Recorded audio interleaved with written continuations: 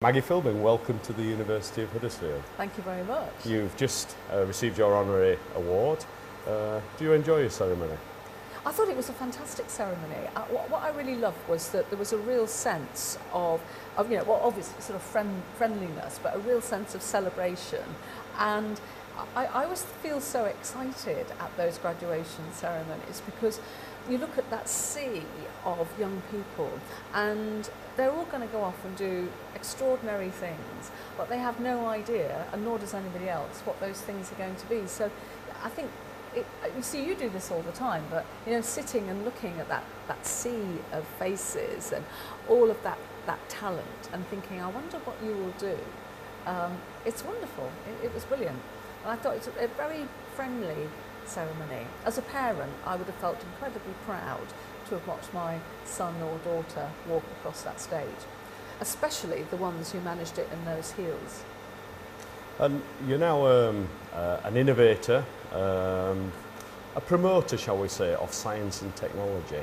How did a student graduating in English and drama come to be on Tomorrow's World? It does seem a very strange route, doesn't it? It does.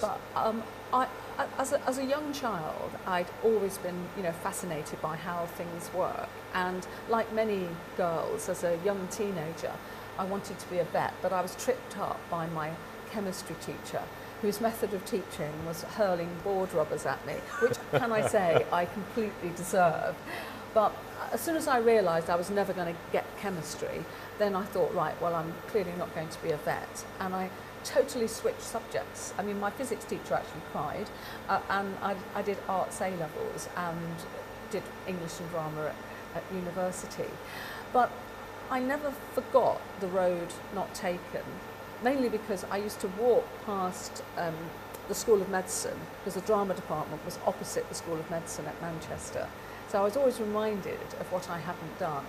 And while I was doing Swap Shop, apparently one morning a producer from Tomorrow's World was lying in bed and watching, and I was talking about the cotton mills, and he thought, gosh, she can really explain technology. And on the strength of that, they offered me a job on Tomorrow's World, which was amazing. And I had a year really of getting to grips with a different way of working. But all the time I felt it was like coming home. Absolutely felt like coming home, and it was a second chance really. And what an amazing opportunity to explore cutting edge science and technology and meet people all over the world who were doing really groundbreaking work. And in those pre-internet days, you'd walk into a lab like this and it would be the first time you had seen whatever the processes were, and you knew that when you made that film, it would also be the first time that anyone in the UK would have seen what those various sort of like processes and innovations were all about. So it was a wonderful gift, I felt, that came to me, and I loved every minute. And science and technology has been the bedrock ever since. 8 years ago, you started Teen Tech. What's that?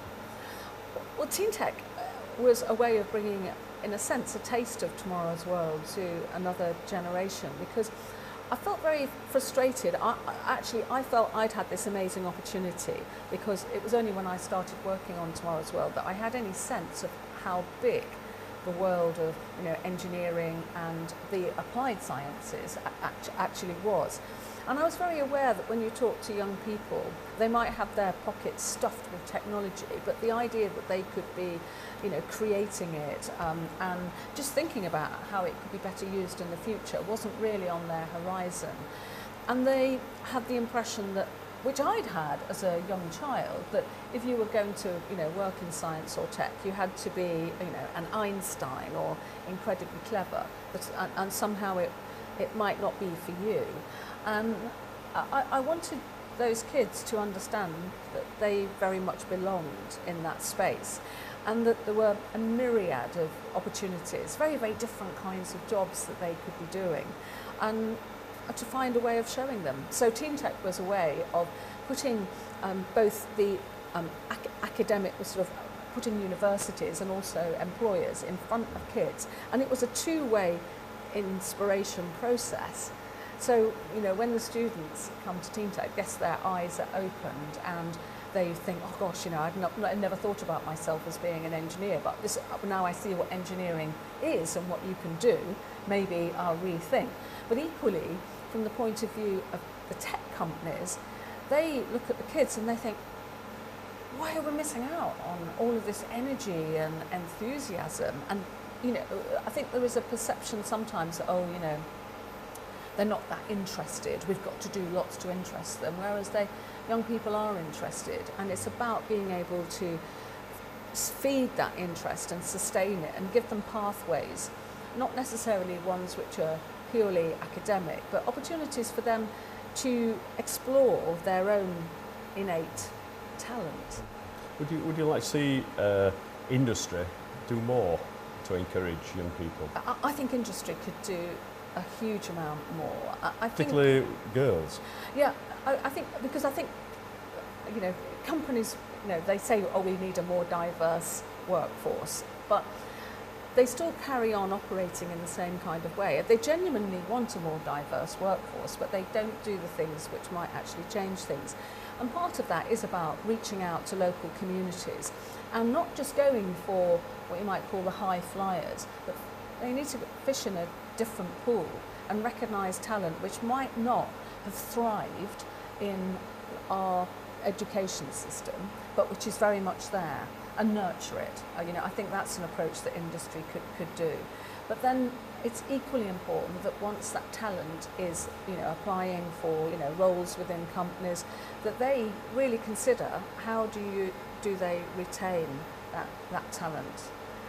It's one thing to bring lots of, you know, young people in. It's something else for them to work right the way through middle management and, you know, the senior roles in a company.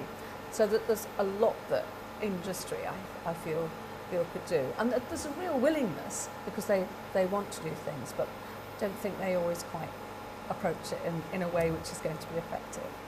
Maggie, I hope you've enjoyed your day with us, and hopefully we'll see you again at some point. I very much hope so. It's been it's been brilliant to come up here, and also because it's my sister's old stamping ground, it's been rather nice. She was a student here, wasn't she? Nikki was a humanities student, yeah. So it's been good walking around with my sister going, oh look, they've knocked that building down. What's happened to this? Yeah. No, thank you very much. It's a real honour to have been given this degree.